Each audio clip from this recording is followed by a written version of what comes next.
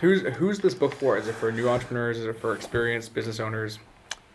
I understand the power of positioning, so I'm getting myself in trouble if I say this. But I wrote down 25 names of entrepreneurs that I wanted to serve. I would say 15 of those names were like $1 million in revenue type entrepreneurs that were creators, like they would self-identify as artists that loved their art. The other 10-ish were 8 to 10 figure, 9-figure CEOs. And I tried to write a book that would serve both. That's why I start off with the concepts of like time trading and just like basic ideas of like, what is your time worth with the buyback rate? And then teaching my philosophy of like the buyback principle, which is we don't hire people to grow our business, we hire people to buy back our time. Because if you do the second, you get the first, but if you do the first, you don't get the second, right? It's a capacity over calendar thing. So if you said like, I wrote down this avatar, Daryl, and I talk about him in the book, but I didn't say that this is the guy I wrote it for, but it's a 1.2 million a year, 13 employee agency. That's the avatar. But I wrote it in a way that it's gonna address the podcast creator that keeps editing their own videos, all the way to... Sorry, Andre. It's all good. Andre, I love you, man. Super talented, but like, just create more art. And some people was like, well, I don't want to, I know I have an irrational fear of scaling, or what if I love this and all these, okay, perfect. But if you ever wake up one day because you have another kid or something, you have a medical issue, like I want you to at least understand the playbook, right? And like, there's ways to load balance or play with it today so that when you're ready, you can pull the ripcord and not get yourself in a position. Because most businesses, man, I don't think entrepreneurs understand that like, if something happens to them, they don't have anything, right? They think they have something. No, you don't. If you can't go on vacation for 3 months and come back and the company thrive, you don't have a company. You have a thing that you've been like spinning the plates on, and as soon as you take your eye off of it, it goes away. And the reason why is because they have these beliefs that just hold them back about like how they show up for people and how they lead. That's why I have a whole chapter on leadership in there, because CEOs are their worst enemy when it comes to actually buying back their time. Like I could teach people, here's how to hire an executive assistant, here's how to onboard them, here's the SOP, here's how to train them, everything. And in 3 months, you could still fire that person, or that person will quit.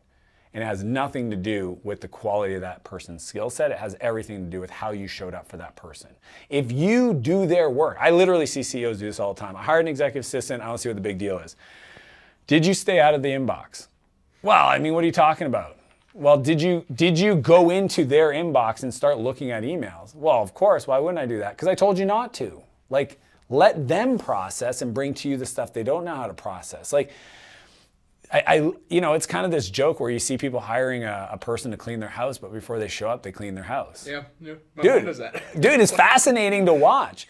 But as a team member under that leadership style, it doesn't feel good, because you know what message that says to me? You don't trust me. I don't want to work for somebody that says to me indirectly by their actions they don't trust me. Imagine if every time I go to do my work, I see evidence that the person that I report to has been in and messed with the work before I even showed up to do it. It's like, you didn't even give me a chance to do it. That's what you're telling somebody that's cleaning your house, but you pre-clean. It's fascinating to watch. So I wrote a whole chapter on transformational leadership versus transactional leadership to address that. And then just one of my favorite rules is the 1-3-1 rule, right? Nobody in my world, this is everybody, is allowed to come to me with a problem without solutions. Like, it's just a general rule. Like, Dylan, if you work for me and you're like, hey man, our ads are double the cost. I go, cool, what's your 1-3-1?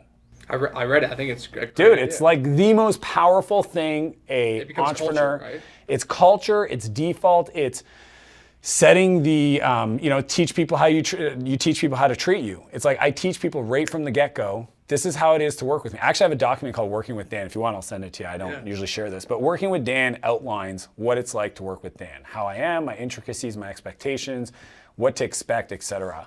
And the 1-3-1 is essentially me saying, like, you come to me with one specific problem, not 14, because that's the other part. It's like, what problem are we trying to solve? That's another one of my favorite business questions. What problem are we trying to solve? Because sometimes they come to you with like, the world's on fire.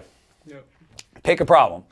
Then explain to me the 3 viable options, not baloney options, like viable options. Like you sat down, you talked to some people, did some research, hit Mr. Google's up, and you think, here are 3 viable options based on where we're at. And then what's your one recommendation? And if you do that, what happens, and this is the power of great leadership, is at the top, you're actually not supposed to be making decisions down at the bottom. This is strategy level, okay? CEOs should be spending their time 16 months into the future, not into next week, right? And then your directors, they're into the quarter. So it's like C-level, 16 months into the future, 12 months into the future. Directors, this quarter. Managers, this week. Team members, today.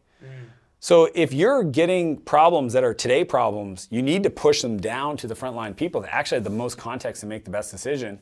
The 1-3-1 rule just creates culture, creates a structure, and it allows the manager. There's a great book called The 1 Minute Manager Meets the Monkey. So 1 Minute Manager, everybody's heard of. Meets the Monkey is actually the book, okay? Same guy, different concept. And the whole idea is, because a lot of times what happens is individual contributors at the front line get promoted into a leadership role, but they show up like an IC. They show up like an individual contributor. And what does that look like?